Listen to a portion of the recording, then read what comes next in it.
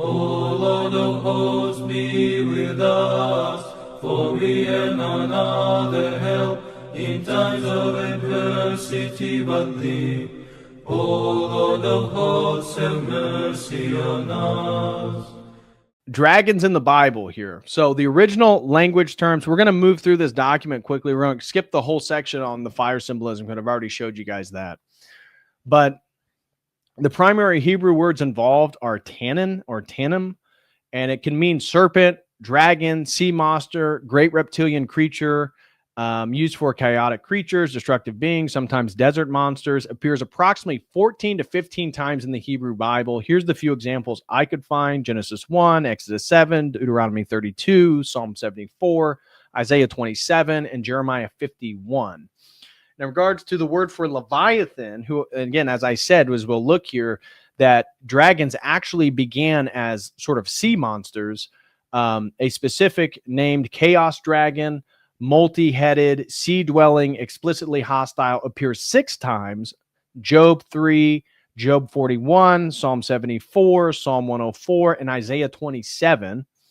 Leviathan is clearly a dragon-type being, not a normal animal. And then in the Greek context, the Greek New Testament, as I said, the word for dragon comes from drakon, the Greek word. This is the clearest and least ambiguous term because it literally means dragon. And it's used only in the apocalyptic text. So 9 times it appears in the book of Revelation. Revelation 12, 4, 7, 9, 13, 16, 17. And then Revelation 13, 2 and 4, Revelation 20, verse 2, and Revelation 12, 19 explicitly defines it, that ancient serpent who is called the devil and Satan, the deceiver of the whole world. Here, dragon is not poetic. It is a personal ontological being. So in the book of Revelation, it is referring to a specific dragon in association with Satan. Now, English Bible count, so New King James Version, we see it appears 34 times in the Old Testament, a total of 43 references. So major dragon slaying saints, as I said, par excellence, there's no competition. The number one dragon slaying saint in the Orthodox Church is St. George the Great Martyr, reposed in 303. Remember I talked about how it was 303 to 306 that St. Nicholas of Myra was incarcerated by Diocletian and held in prison for 6 to 10 years. Again, we don't exactly know how long, at least 6 years, though, we believe, in a cell that was very small and dark, right? The ancient Roman world wasn't great to its prisoners. But St. George was also persecuted under Diocletian. That's where his martyrdom actually occurs, is under Diocletian. But for St. George's story of slaying the dragon, we have it in Greek, Syriac, and Arabic Vitae. We have it in the Byzantine Synaxaria. We have it later medieval elaborations in both in the Byzantine East and the Latin West. So a dragon terrorizes a city, often near water, demands human victims. St. George wounds or subdues it. It is killed and the city converts. It's universally commemorated. As I'll show you, there are some legends of saints with dragons that are much more regional or more local narratives. They're not universally recognized by the church like St. George is. And the dragon obviously is present in all iconography. The church never defines what exactly the dragon was. Was it a real dragon? Was it demonic? Was it a hybrid? Was it symbolic? Is it Satan? But what is affirmed is the real danger and real deliverance. And so I just feel like because today's stream is about dragon slaying, I feel obligated that we must watch at least this 8-minute video on St. George, because when else are we going to watch it? I mean, if we're going to be talking about dragons, we better actually have the most notorious dragon slayer of all time. So let me pull this up real quick. Now let's play this video of St. George, because if you guys haven't heard of the story of St. George, it is definitely worth being familiar with. I mean, he's one of my favorite saints. He's obviously one of the, if not the most notorious warrior saint of the church, but he's obviously the most notorious dragon slayer probably in history, honestly. I mean, cross-culturally, is there a single person that exemplifies the slaying, or at least has a myth associated, whether you think it's a myth or not, a narrative associated with slaying dragons that is more famous than St. George?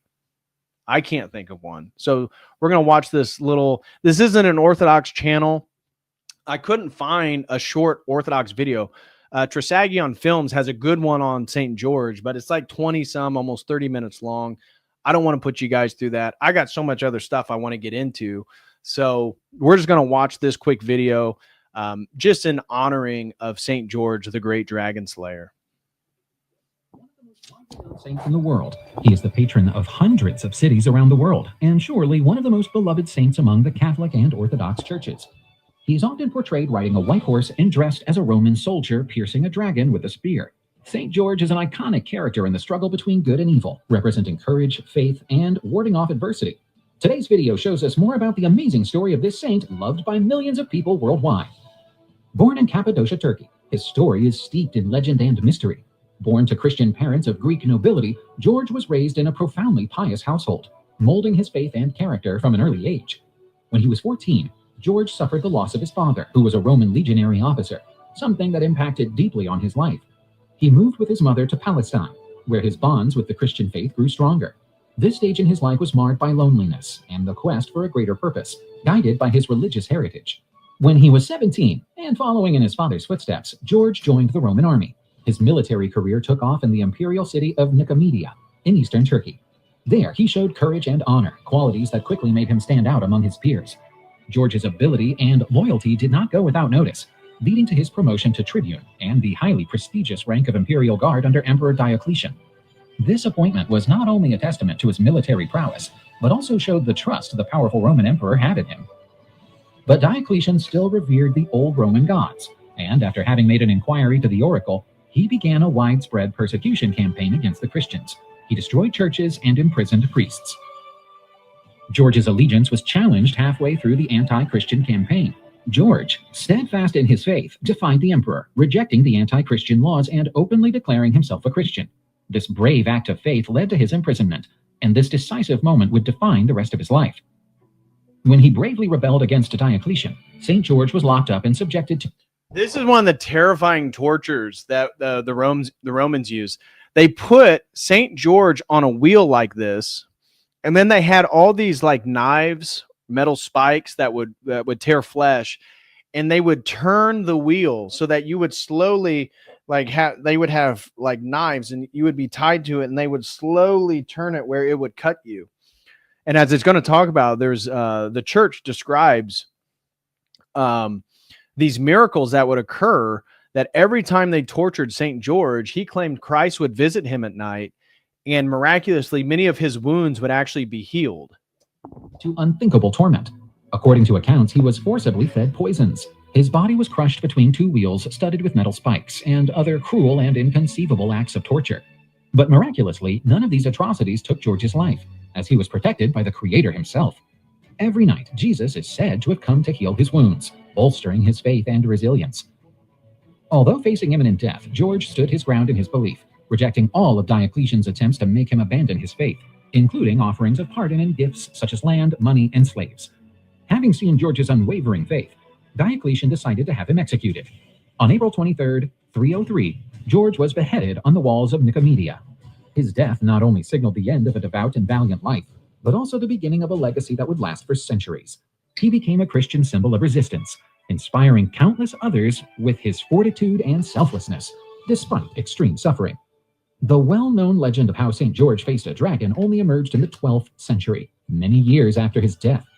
In desperate times, a distant city endured the shadows of a terrible dragon. The flame... And that's why I said this isn't an Orthodox channel, and that's not exactly true.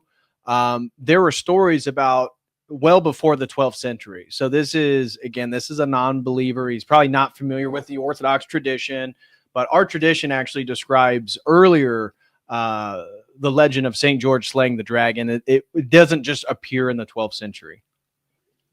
Flames of its fury burned the sky, and its breath was a billowing death cloud. Human sacrifices were made daily to appease the beast's rage. Sadness and hopelessness engulfed the city as one young girl after another was delivered to a grim fate. The king himself had to sacrifice his daughter when news arrived that a noble Roman knight had arrived in the city. This was St. George, whose gallantry was as wide as the seas. Riding on his white horse, he pronounced that the forces of evil would no longer take the lives of innocent maidens in that place. On meeting the dragon, an epic battle ensued. St. George's spear gleamed in the sunlight, and his armor sparkled like a shooting star as the holy warrior made his way through the darkness and gloom surrounding the monster. The beast uttered a scream that shattered the heavens as St. George smote the dragon, causing it to collapse to the ground and squirm in agony. Once he had rescued the princess, St. George bound the defeated dragon and took it back to the city, no longer as a terrifying monster. See, that it leaves out a bunch of details, but it'd be too time consuming to watch a whole video on it. And this is like a nice little 8-minute video I got sped up. But he actually takes the garter of the princess. So the way that the legend goes is that he found her tied up on a tree in the wilderness outside the city. And upon riding his horse and coming to the city, he sees this princess tied up to a tree. He asks her what's going on, and she tells him that essentially the city has offered her as a sacrifice to the dragon that's terrifying the village. And that's when he pronounces that, basically this is going to stop. The forces of good are going to stop evil.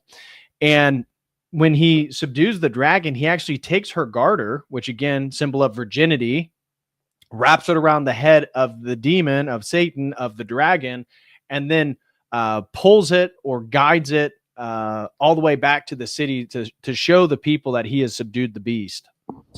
But as a trophy of his bravery, before the astonished and grateful citizens, he offered them not only physical but also spiritual salvation, preaching the Christian faith. According to legend, many were converted that day, moved by St. George's heroic act and words.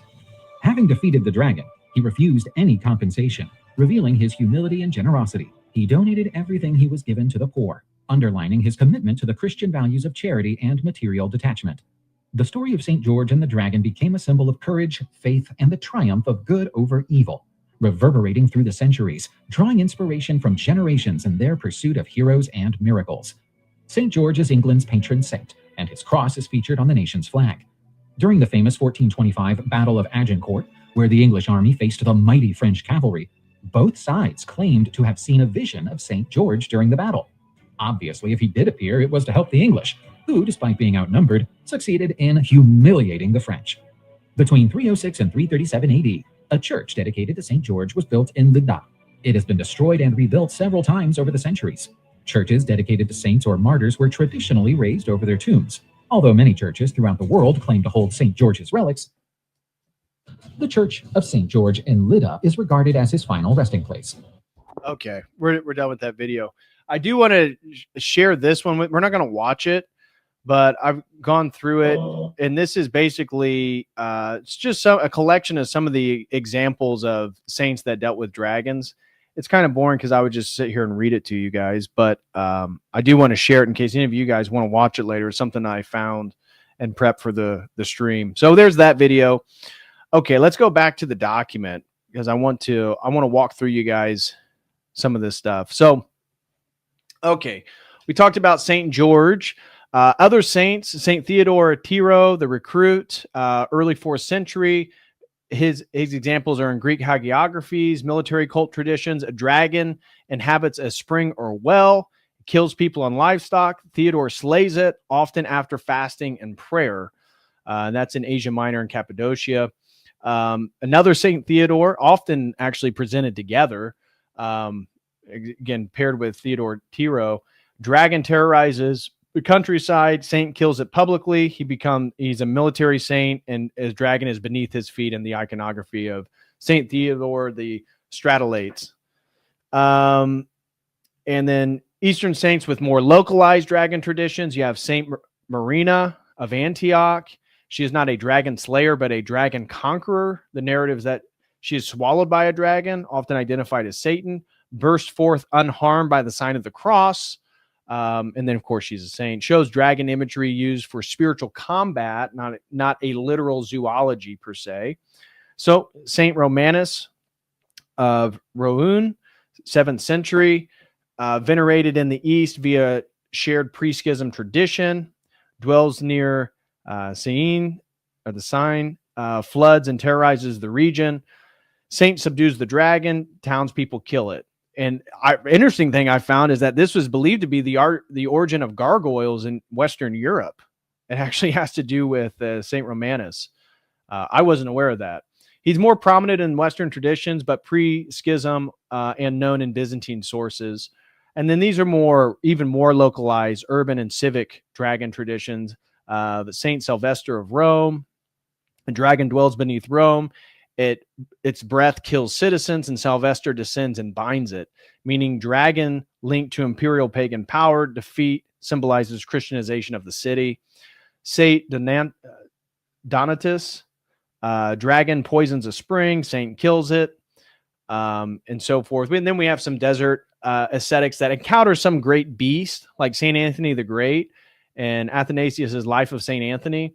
A terrifying beast and serpentine forms, demonic manifestations with physical effects, and sets the paradigm that demons can appear as monstrous creatures, including dragon-like forms. Saint Pachomius, desert tradition includes serpent monsters, dangerous creatures driven away by prayer, not always called dragons, but functionally similar. And then Saint Arsenius the Great encounters with monstrous beings in isolation, emphasis on spiritual authority over hostile entities. So then I thought, I wanted to know, what are the actual historical records of dragons? Like, what are the works that people actually wrote describing what they believe to be real traditions of dragons? And here's what I found. So what counts as a real and historical sources? It's when historians say an ancient or medieval author describes real dragons, we mean that it's not intended as a myth or poetry. It's a literal, at least the author perceives it as literal. Natural history, chronicle, geography, travel account, biography, hagiography, and so on and so forth. So this is crucial because, again, this is my argument between the pre-modern and the modern. Pre-modern authors did not distinguish between mythical versus real as we do today, because they weren't tainted by rationalism. So if something was reported by witnesses or tradition, it was often treated as part of the natural world. So here's what I found going back to the earliest references that I could find of dragons. And we find Herodotus. So this is 5th century BC. In his histories, he describes winged serpents in Arabia. So this is where the argument for literal dragons. I was looking up YouTube videos. I didn't find one YouTube video that referenced any of this stuff. And I found all these videos trying to talk about the literality of dragons. And I'm thinking, well, how come none of the videos actually go and try to find historical sources that reference literal dragons? They just talk about cross-cultural references, symbolic this type of thing. It's like, what? So I found Herodotus. He mentions their bones, their migration routes, local populations who kill them, and then treats them as real fauna, though dangerous and rare. So Herodotus is cautious, but does not frame this as a myth. If you read it, it sounds very literal. Another one I was surprised with was Aristotle. Now, he doesn't specifically reference dragons, but in his history of animals and parts of animals, he mentions very large serpents and operates with his, this is the Aristotelian sort of biological continuum of serpents, giant serpents, then dragons. And I just throwing this in here for fun. His silence on wings does not negate dragon belief. It reflects empirical caution. Now, this is probably the most important of the historical sources I found, and that's Pliny the Elder. In his Naturalis Historia, this is he describes the largest of serpents living in India, Ethiopia, and North Africa. He describes them as fighting elephants by coiling around them and suffocating them, being hunted by humans. So could be massive, very large pythons or snakes. But Pliny explicitly classifies dragons as animals, not spirits or gods. And again, that's 1st century AD. Okay. Now, Aelian, 2nd to 3rd century AD, on the nature of animals, describes dragons as intelligent, territorial, capable of affection or vengeance, and mentions dragon guardianship of treasures. And he presents this as natural history, not a legend, not a myth, not a story.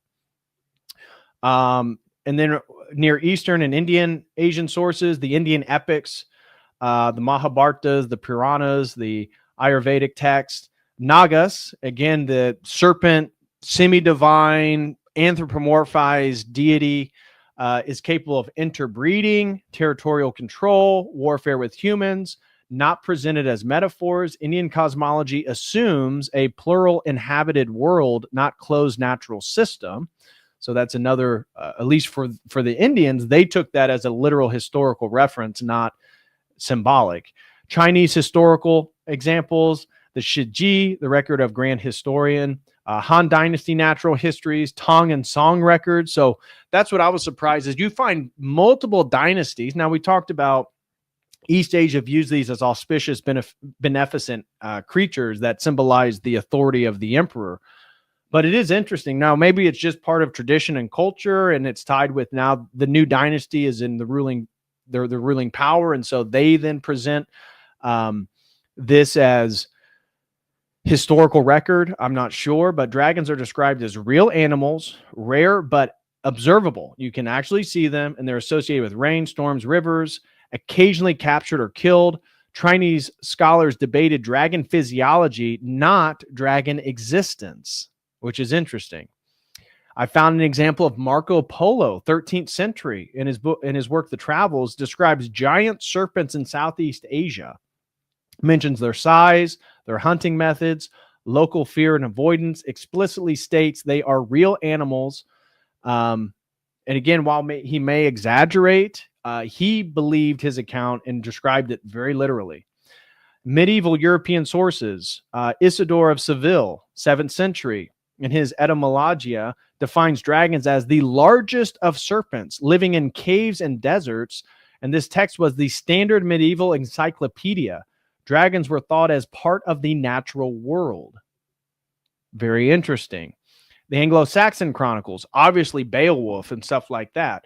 Reports of flying dragons seen in the sky, dragon sightings as ominous events, treated as actual phenomenon and not allegory.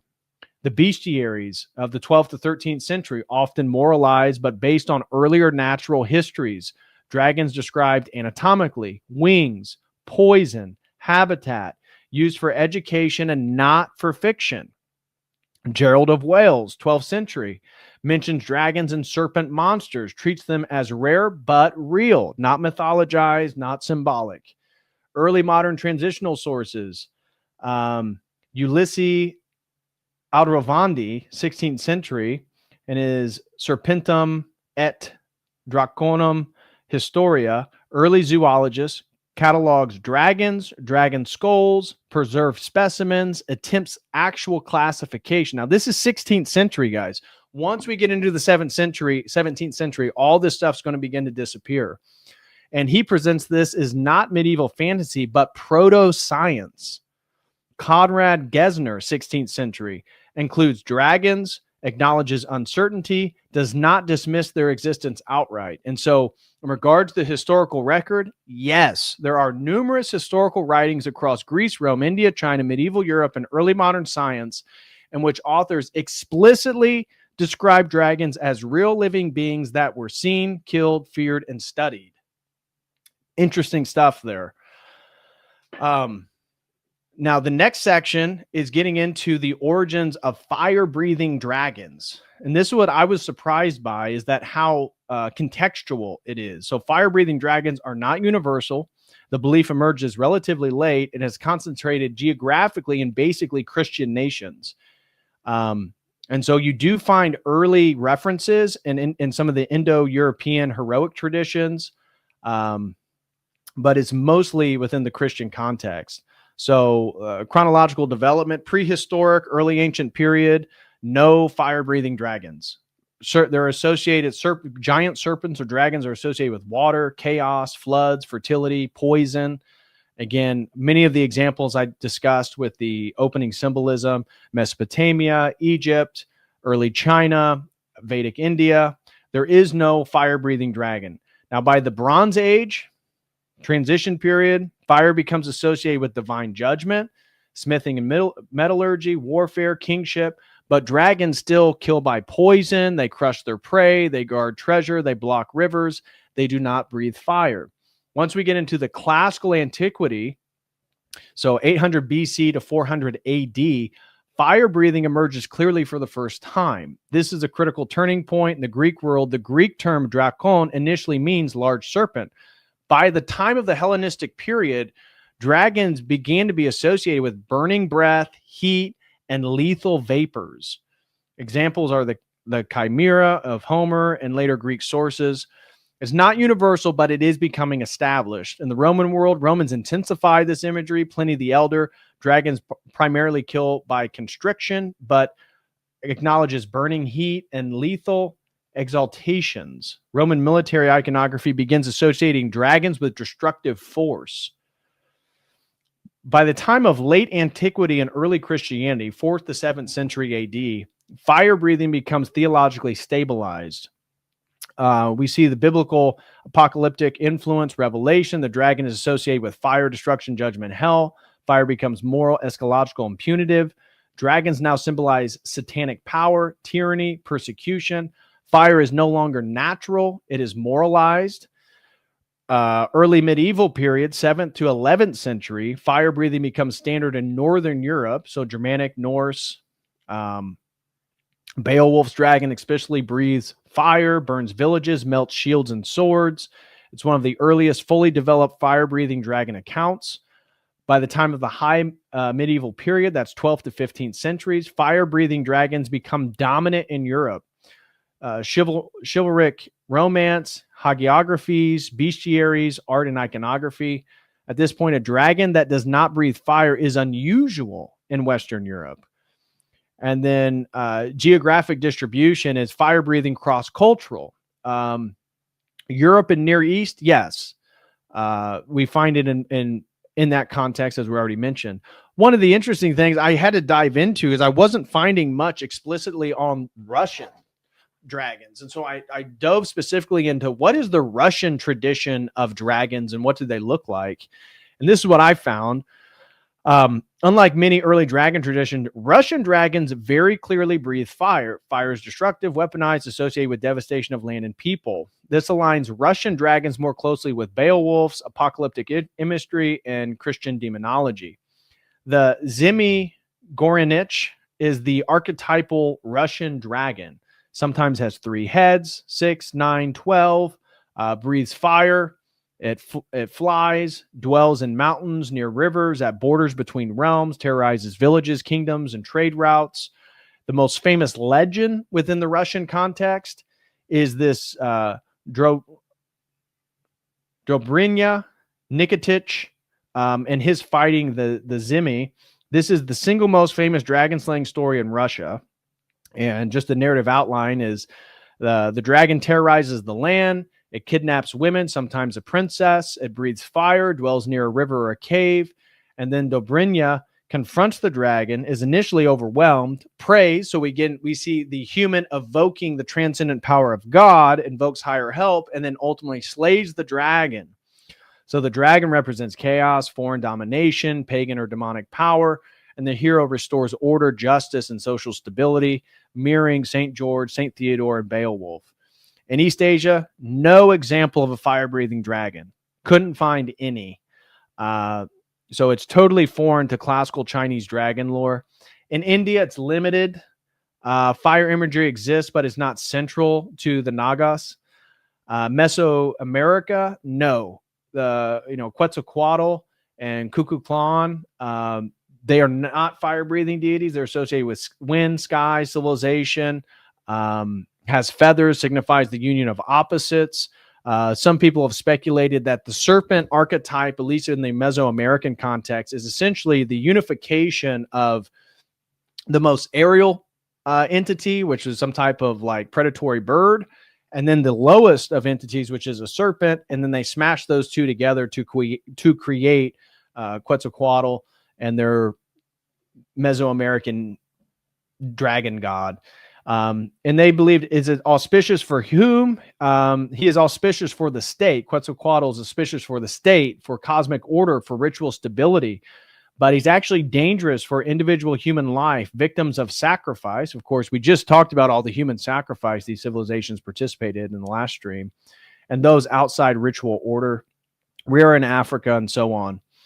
Now I want to get to something that I have not seen presented, and I'm kind of excited to present this to you guys. But first, just want to remind you guys, we got 14 more super chats on YouTube before I will be choosing a winner to send out this book to today. It will be a free copy of Return to Babylon, and I hope to get it to you before Christmas because I'm going to get it out in the mail tomorrow. So if we reach 30 super chat goals, I'm going to find a winner who super chatted today and send them the book. But here's what I want to talk to you guys about. How did dragons become discredited? We just talked about all the cross-cultural references. We talked about how they are depicted in cultures that had no contact with each other. We talked about all the saints of the church that have legends associated with dragons. And I just showed you guys the historical examples of people writing. These were educated people writing about dragons as literal entities. Not parts of stories or mythologized figurative figures. No, literal. And so my question then was, where did all this stuff go wrong? How did dragons become such a sort of ridiculous topic to actually speak about? And the medieval world view, dragons belong to what was lost. Before explaining the shift, we must understand what dragons fit into. So the pre-modern worldview, nature, and this is what I always talk about, the pre-modern versus the modern, right? This is why I think maybe the pre-modern could actually see spiritual entities and realities that us modern people no longer see due to our rationalist presuppositions. But in the pre-modern world, nature was hierarchical, was not uniform. Reality included God, angels and demons, humans, animals, and monsters, border beings, these liminal creatures. Knowledge was testimonial. It was traditional. It was accumulative. And you could say, I could also add here, although I didn't because it's obviously part of the modern period too, is you could say that knowledge was logical, right? Up before the classical period, knowledge was demonstrated through syllogisms, through the laws of logic. But all these attributes were also intact. So rarity did not imply falsehood. The world was not fully mapped. There was an unknowingness. There was a mystery about your daily life. And categories were porous and not rigid like they are today.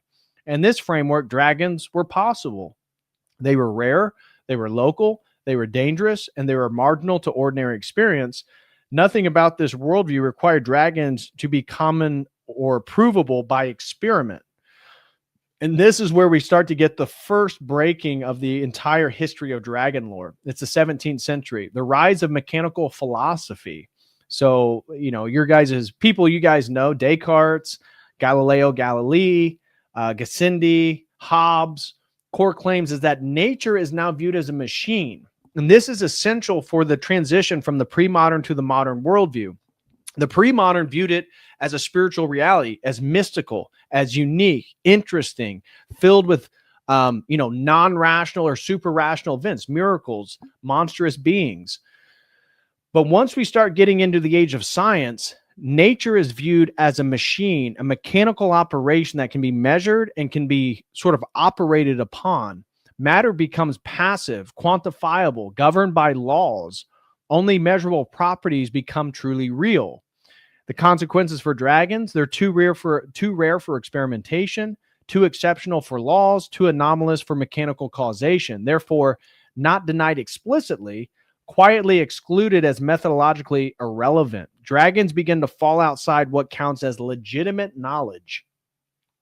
And then we get the methodological skepticism of the new epistemology. I've talked to you guys about the Baconian Revolution.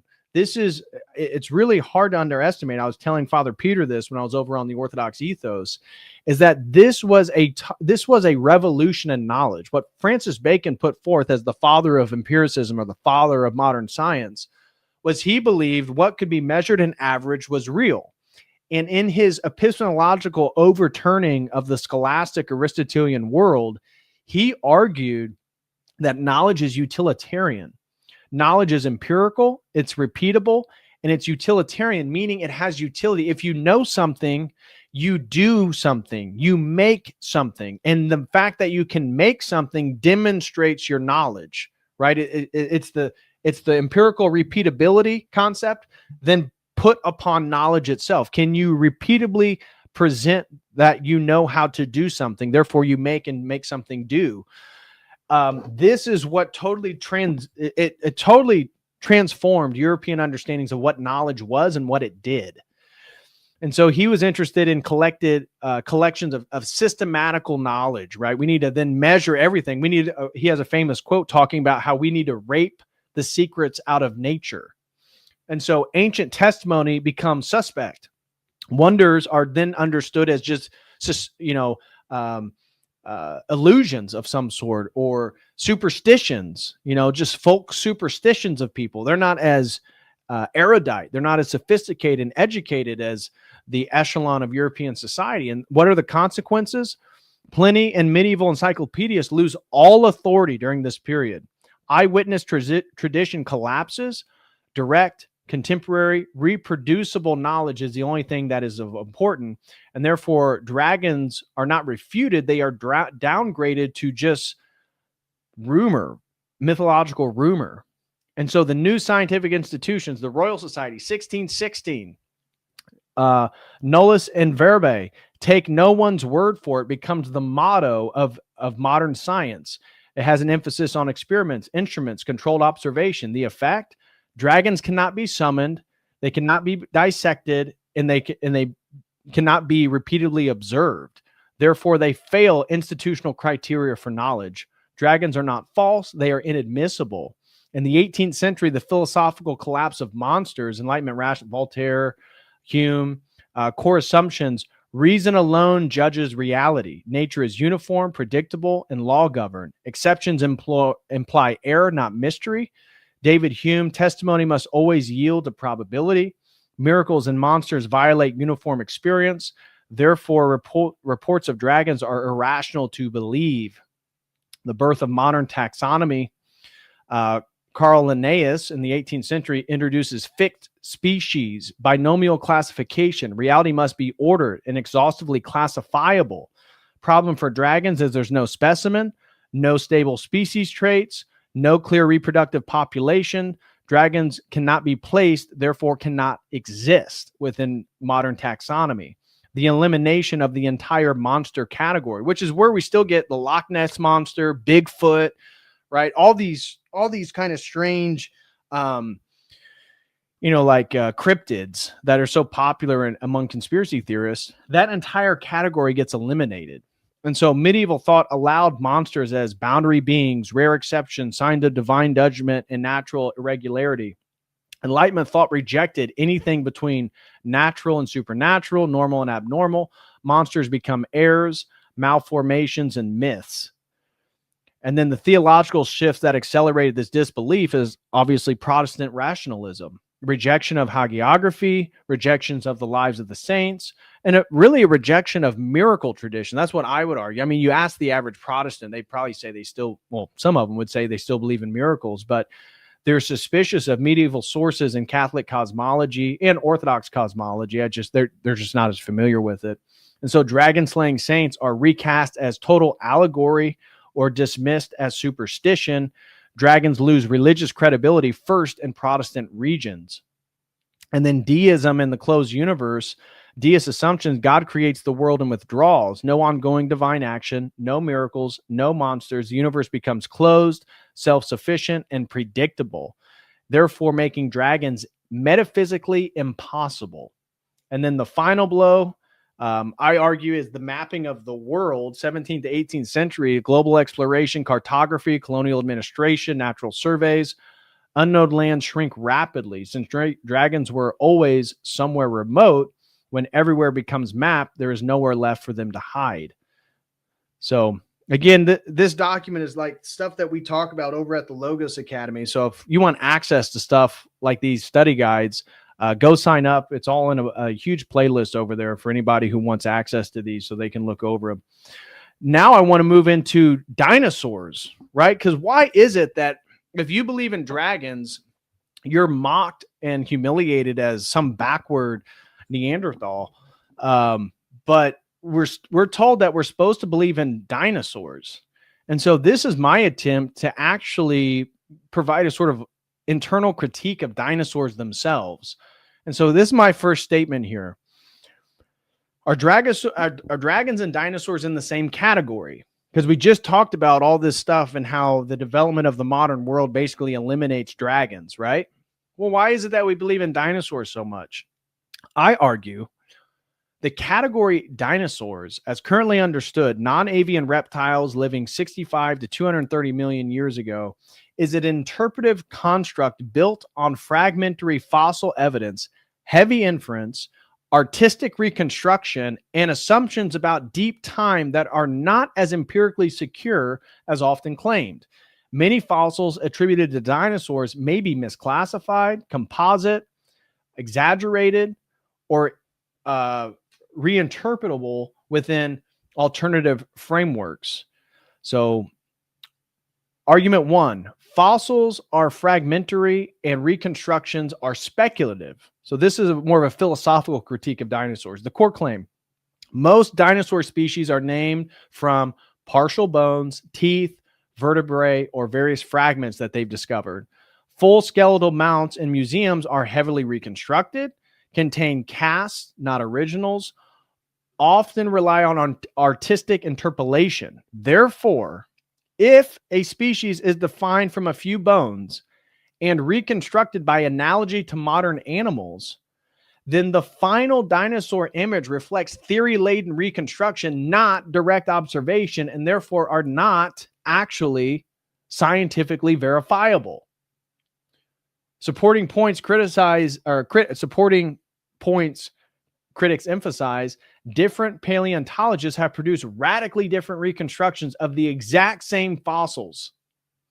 Some new species later turn out to be juvenile forms, sexual dimorphisms, pathological specimens. Conclusion: what we call dinosaurs may be a taxonomic inflation of fragmentary data interpreted through evolutionary assumptions. That's just a fancy way to say dinosaurs and the entire legend and story surrounding dinosaurs is a total interpretation based on people today looking at animals that exist and saying, well, based on this, femur bone, which could be from anything. That's one of the things I'm going to get into is the fact that many of these bones aren't even two dinosaurs because it violates the definition of being 25 to 230 or 300 million years old. And so argument two, and this, I don't know if you guys have seen this. I just recently watched this guy on there's like a video, it was going on X or something. Maybe it was on Instagram. And some like paleontologist talks about, oh, we just discovered a dinosaur.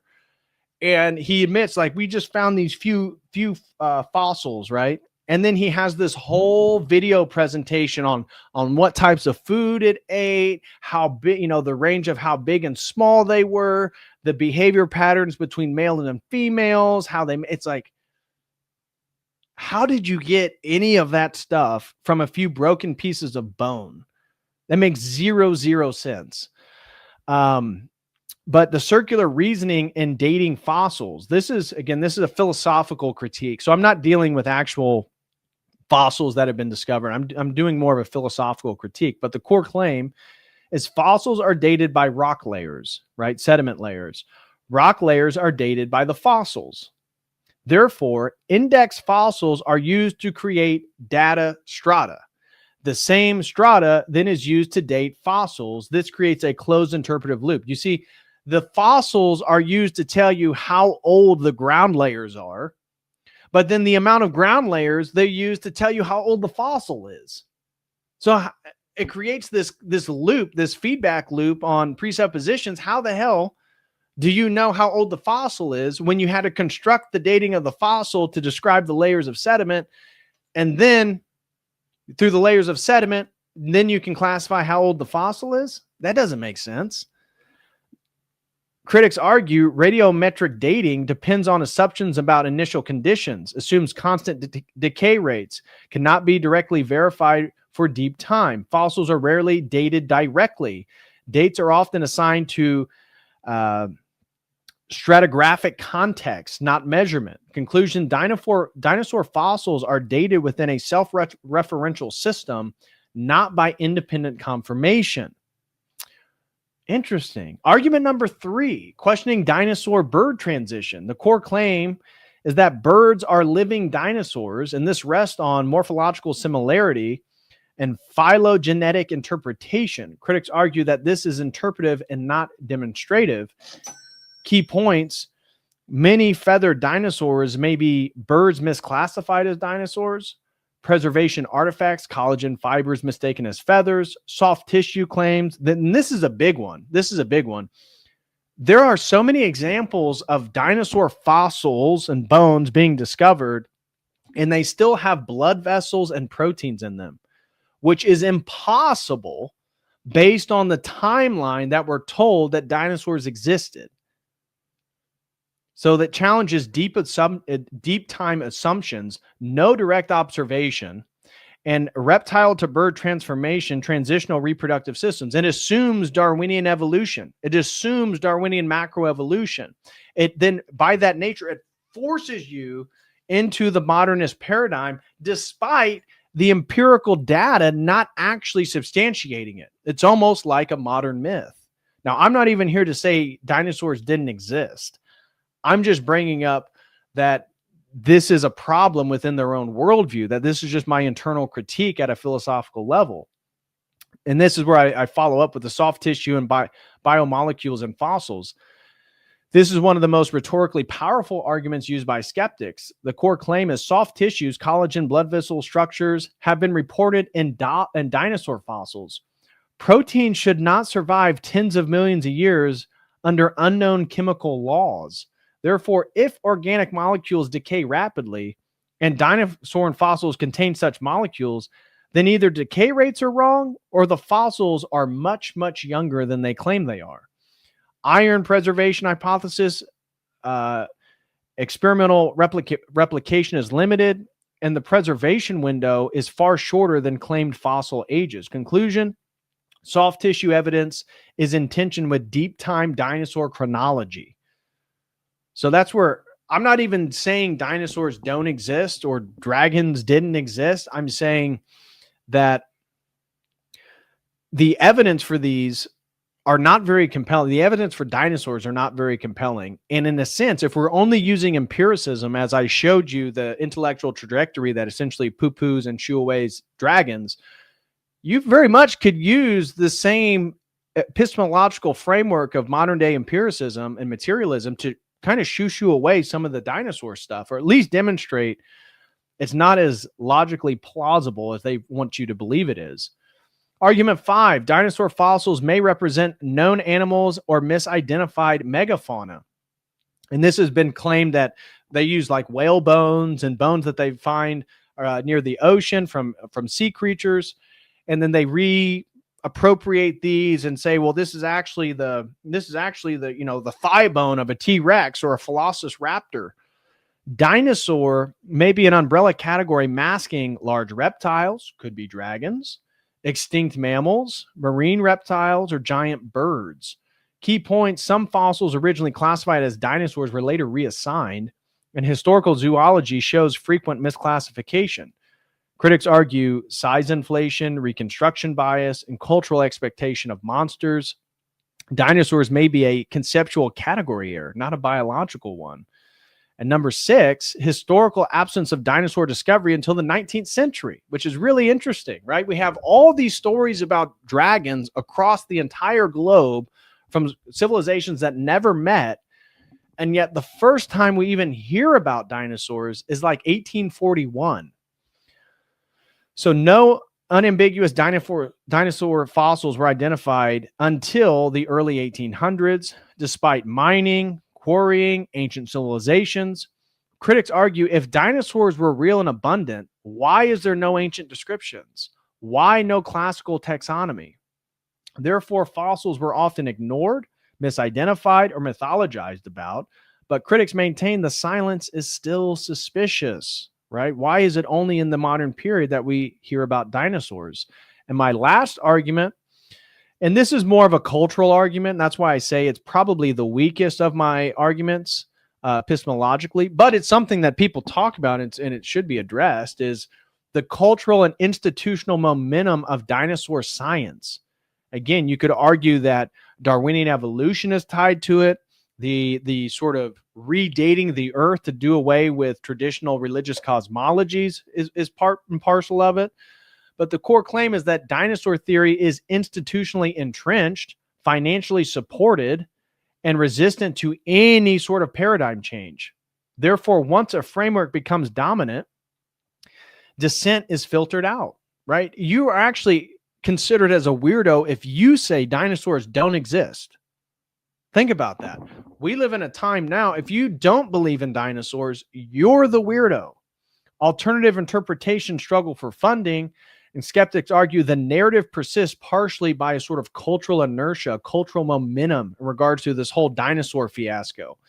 Now, as I said, this is the weakest argument epistemologically, but still part of me steel manning the dinosaur case. So that's a little bit of my overview on how did dragons disappear and how are dragons and dinosaurs not in the same conceptual category given the empirical inverifiability of both.